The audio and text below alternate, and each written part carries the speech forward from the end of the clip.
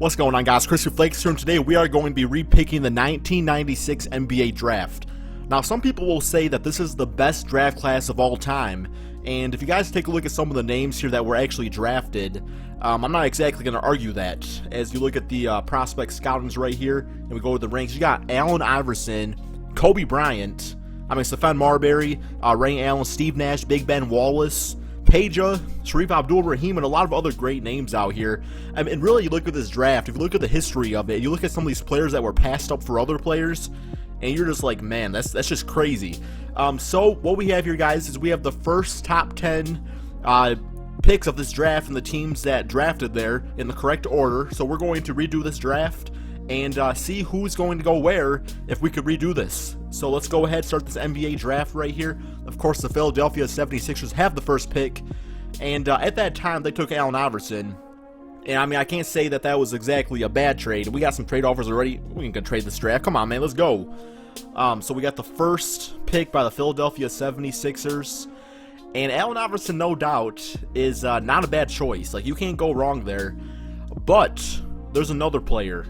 A player who was born in Philadelphia and attended high school in Pennsylvania at Lower Merion High School. Top 2 shooting guard of all time. Sorry, Allen Iverson, you're one of my favorite players. But the first pick of the 1996 NBA Draft goes to Kobe Bryant. Going to the Philadelphia 76ers. Like, you really just can't argue that. Iverson, for as great as player as he is, he just happened to be put in this draft with Kobe Bryant. So, yeah, it just makes sense. Kobe Bryant going to the Philadelphia 76ers. I don't think anybody's going to disagree with me on that. Number 2 pick went to the Toronto Raptors, who with this pick took Marcus Camby, who was a pretty solid player if you ask me. So this is actually a really tough choice. This one, I'm probably going to get a lot of back and forth about this on. At this time, they had Damon Stoudemire at point guard, who averaged 19 points per game and about 9.3 assists, so very solid player. The hard choice here was between Allen Iverson and Steve Nash. Now, some people are probably like, man, you go with Steve Nash, send him over to Toronto, Canadian, and someone be like, yo, Iverson, there's no doubt you go with Iverson. And due to that great point guard of Damon Stoudemire, well, not great, but solid point guard, they really needed a better scorer at the shooting guard. They had Alvin Robinson at the time.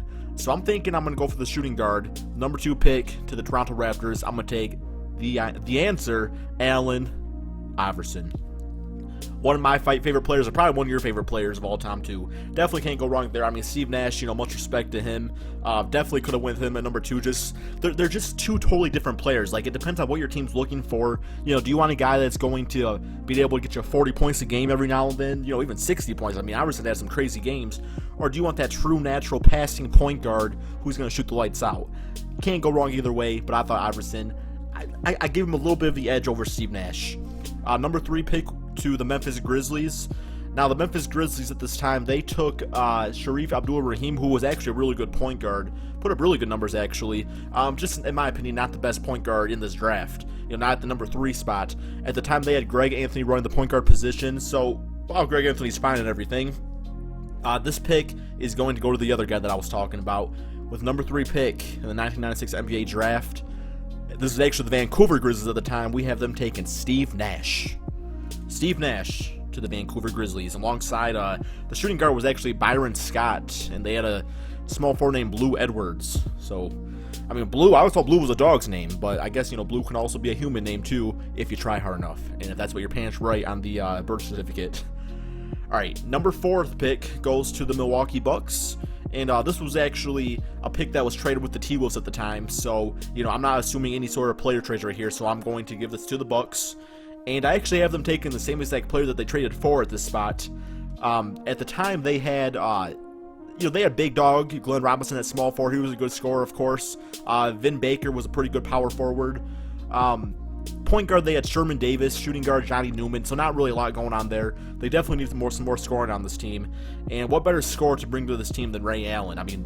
He actually started his career as a Buck. And for the 1996 draft, I have the Milwaukee Bucks once again taking Ray Allen, one of the best shooters of all time. In my opinion, probably the prettiest stroke. Like, his shooting stroke is on fire, man. It's on point. I love his shooting stroke. Love Ray Allen. And, of course, went on to be one of the best shooters of all time. Number 5, we have the Minnesota Timberwolves, who this was actually the year after they took Kevin Garnett. And Kevin Garnett was actually for the season was actually running the small forward position. He was still kind of lengthy out there and kind of scrawny. Of course, we all know that he went on to be a power forward. And the Minnesota Timberwolves actually ended up with Stephon Marbury as their point guard in the 1996 draft. But I actually haven't taken a different player. And this is a player that went undrafted. I cannot believe this dude went undrafted, guys. He made 4 All-Star teams, won a record 4 Defensive Player of the Year awards, had a huge, awesome-looking afro. Dude was just bad. At this pick, guys, we have Big Ben Wallace. Wow, we got his afro on the player creation. We got Big Ben Wallace. Well, actually, no, I don't think he had a fro at the time. I think it took a few years to grow out. It actually took him a few years to blossom into this league. But could you guys imagine a prime Kevin Garnett and a prime Big Ben Wallace in the paint? Oh my God, that defense would be on point, guys. That would be unbelievable. But I had Big Ben Wallace going pick number 5 to the Minnesota Timberwolves. Definitely can't go wrong with that, if you ask me. Next up, we have the Boston Celtics. Now, the Boston Celtics, they actually had Dominique Wilkins. I did not know until I was looking into this that Dominique Wilkins actually ended his career with the Boston Celtics. Larry Bird at one point actually said, bro, you don't belong on this team. But hey, he ended up on the team anyway. So they did have a pretty good score. It was Dominique out of his prime, of course. But they were looking for a pretty good center at this point. And the center I'm going to go with here, he actually played more power forward for the Indiana Pacers. But at one point, he actually was in the voting, third voting for defensive or for MVP, and that is a player by the name of Jermaine O'Neal. Now, Jermaine O'Neal suffered injuries later on in his career, and that kind of hindered him a bit. But when he was in his prime, when he was playing well, this dude was a bona fide all-star, superstar, some would even say. So I have Jermaine O'Neal going to the Boston Celtics, running that center or power forward position, whatever they really would need him at the time. The power forward would actually Dino Raja, who was actually 17.2 point per game score and 8.7 rebounds. So their center wasn't all that great. It was Eric Montross. So I think Jermaine O'Neal would have fit well over there. Next we have the LA Clippers. The LA Clippers have a point guard on their team named Pooh Richardson, like Winnie the Pooh. Looking at his stats, he probably played like Pooh also. But this team really didn't have anybody. I guess their power forward was solid with Loy Vaught was his name. I mean, Lamont Murray was okay, but they really had no big guy at all at the center position. So at this spot, I actually have Marcus Camby going to the team. Marcus Camby played for a long time, was always a serviceable big man. The dude could definitely, play defense. He actually won a Defensive Player of the Year award, great at rebounding, and really, I think a great center. I think very underrated when you look at all-time centers. So I have Marcus Camby going to this team as their center.